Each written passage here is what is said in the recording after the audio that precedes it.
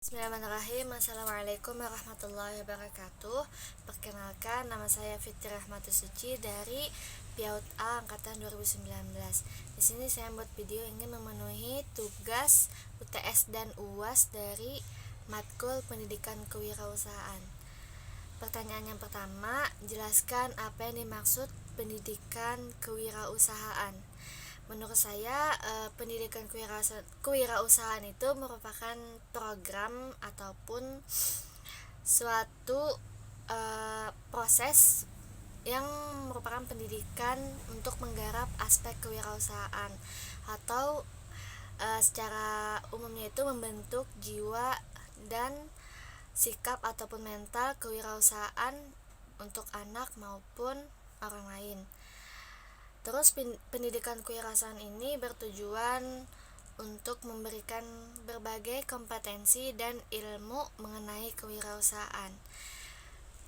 Untuk pendidikan kewirausahaan ini yang ingin kita fokuskan atau kita bentuk yaitu menularkan pola pikir ataupun perilaku seorang wirausaha pada anak ataupun peserta didik hingga dia dapat berperilaku dan berwirausaha. Jadi pendidikan kewirausahaan itu merupakan kompetensi wajib yang harus dimiliki untuk menjawab tantangan masa depan dengan penanaman karakter kewirausahaan.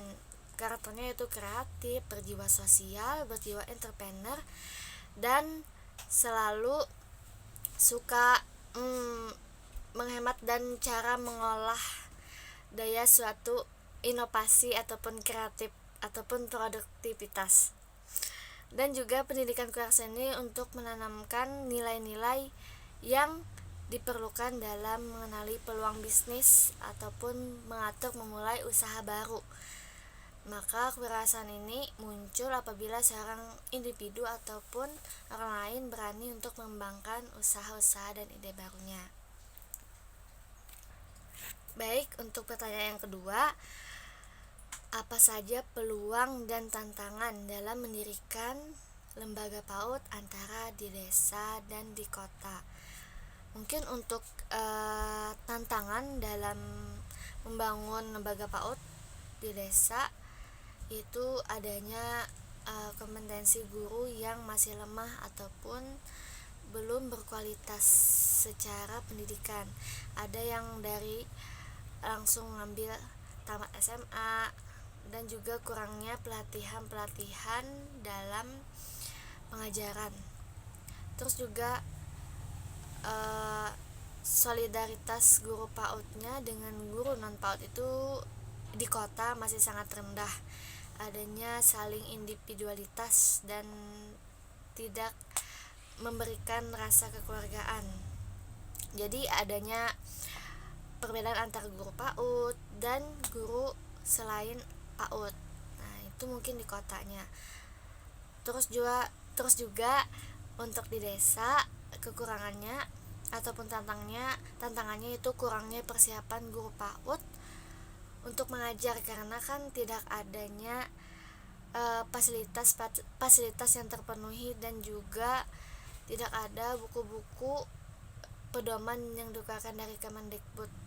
Belum adanya fasilitas tadi dan juga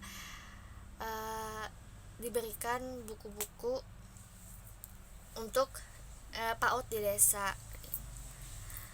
Terus juga untuk di kota itu biasanya banyak hubungan guru ini dengan anak ataupun peserta didik ini hanya bersifat formalitas saja atau sekedar mengajar, tidak ada rasanya saling memberi kasih sayang, perhatian kepada anak dan sebagainya. Terus juga adanya di kota itu sikap masyarakat itu terhadap lembaga PAUD itu kurang intoleransi ataupun tidak memahami dalam lembaga PAUD.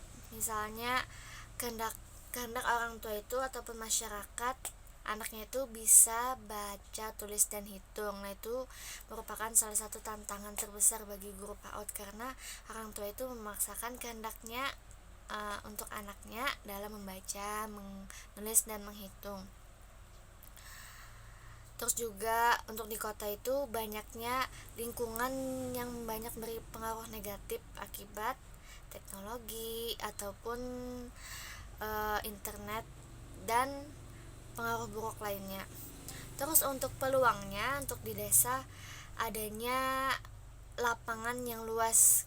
Jadi anak itu bisa berinteraksi langsung sesuai materi yang diberikan, misalnya materi tentang penanaman singkong. Nah, jadi anak itu bisa langsung datang ke tempat karena kan desa itu banyak bahan-bahan yang bisa diperlukan dalam pembelajaran menanam singkong tadi. Terus untuk peluang di kota banyaknya fasilitas-fasilitas ataupun hal lain yang dapat atau untuk mendukung pembelajaran PAUD banyaknya tersedia lah di toko-toko maupun di outlet-outlet terbesar seperti Gramedia ataupun toko buku yang lainnya untuk mendukung fasilitas pembelajaran anak. Terus juga banyak teknologi ataupun banyaknya jaringan yang dapat mendukung pembelajaran audiovisual anak ataupun transportasi anak, serta dapatnya mengembangkan sekolah modern karena itu di kota itu dapat mendukung persiapan untuk sekolah modern tadi karena kan perangkatnya tersedia, terus canggih, terus ada juga komputer yang tersedia dan lengkap. Untuk pertanyaan nomor 3, bagaimana strategi yang efektif untuk memasarkan PAUD di masa pandemi COVID-19?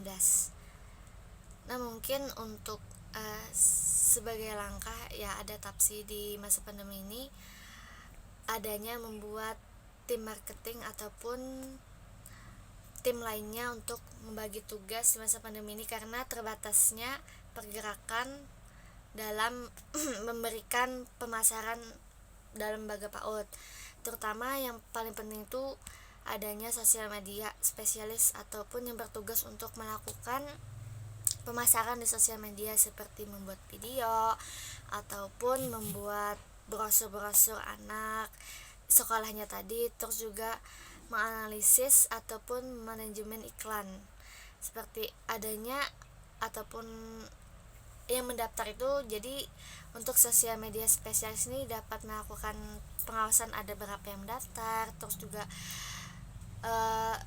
ada berapa banyak ya orang tua yang melihat iklan atau pemasaran PAUD tadi di sosial media. Terus juga ada sosial media untuk kreatif, yaitu membuat kata-katanya ataupun membuat link agar orang tua itu tidak keluar rumah, hanya mengisi di internet saja ataupun secara daring. Terus juga ada adminnya. Nah, itu jadi menjadwalkan postingan-postingan yang bermanfaat yang berkaitan dengan sekolah atau lembaga PAUD tadi, dan juga membalas pesan orang tua yang menanyakan tentang seputar sekolah tadi ataupun lembaga PAUD tadi. Terus juga kreatif visual ini yaitu memanfaatkan media dengan secara visual ataupun video. Jadi dengan memvideo sekolahnya tadi, jadi guru-guru itu dapat melihatnya secara daring ataupun tidak terjun langsung, tidak melihat langsung. Jadi orang tua itu bisa dapat melihat di video ataupun melalui YouTube, Instagram, sosmed-sosmed yang lainnya. Terus juga memanfaatkan grup WhatsApp untuk berdiskusi antara guru dan orang tua murid. Jadi orang tua ini dapat berinteraksi langsung dengan guru, bagaimana cara pengajarannya, kurikulumnya. Jadi orang tua dapat menanyakan langsung secara daring karena masa pandemi ini terbatasnya ruang dan waktu tadi. Untuk pertanyaan nomor 4, apa saja yang bisa dikembangkan untuk wirausaha di lembaga PAUD? Karena yang sudah saya pelajari itu kan karakter anak itu dibangun melalui apa yang ia dengarkan, apa yang ia lihat, ataupun apa yang ia contoh, ataupun apa yang ia rasakan. Jadi kita sebagai guru ataupun pendidik bisa mengajak anak untuk bergabung dalam berdonasi uang untuk memberikan korban musibah bencana alam ataupun pembayaran ataupun donasi yang lainnya. Jadi mengajak anak untuk berkontribusi secara langsung dalam bentuk uang. Itu juga bisa diajak orang tuanya bagaimana memberikan pengertian kepada anak dalam memberikan pemahaman untuk memberikan donasi tadi. Terus juga anak diajak untuk menabung setiap pagi, setiap masuk kelas itu anak itu diajak menabung ketika masuk kelas. Terus juga anak diceritakan di kelas dengan kisah inspiratif ataupun tokoh-tokoh tentang wirausaha. Jadi anak itu kan secara tidak langsung akan terinspirasi ataupun termotivasi untuk mengikuti jejak-jejak wirausaha tadi. Terus juga mendukung minat anak yang menyukai wirausaha. Jadi kalau ada anak sesuai dengan minatnya, itu contohnya wirausaha ataupun yang lainnya, nah itu guru ataupun orang tua mendukung secara penuh dengan memberikannya motivasi ataupun prize atau hadiah agar anak itu semangat dalam menekuni minatnya tadi.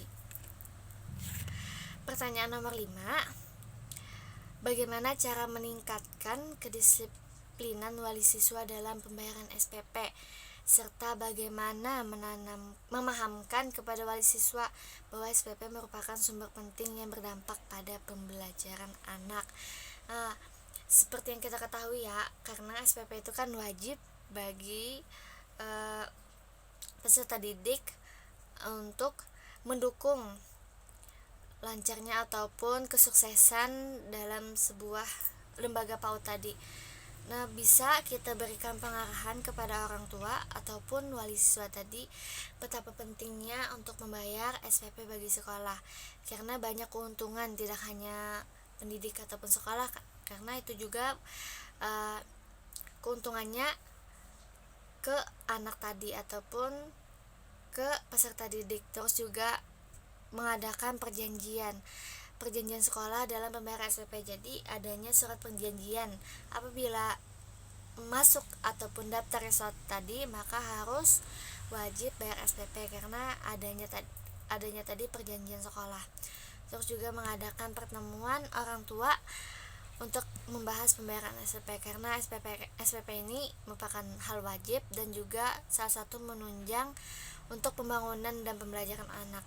Jadi orang tua itu dapat kita berikan dengan bukti-bukti sekolah secara fisik ataupun secara non fisik. Misalnya itu pembangunan sekolahnya yang bagus ataupun kuat, kokoh. Nah, jadi itu kan merupakan hasil dari SPP orang tua tadi. Terus juga tidak hanya pembangunan tapi juga pembelajaran anak, seperti adanya kualitas guru.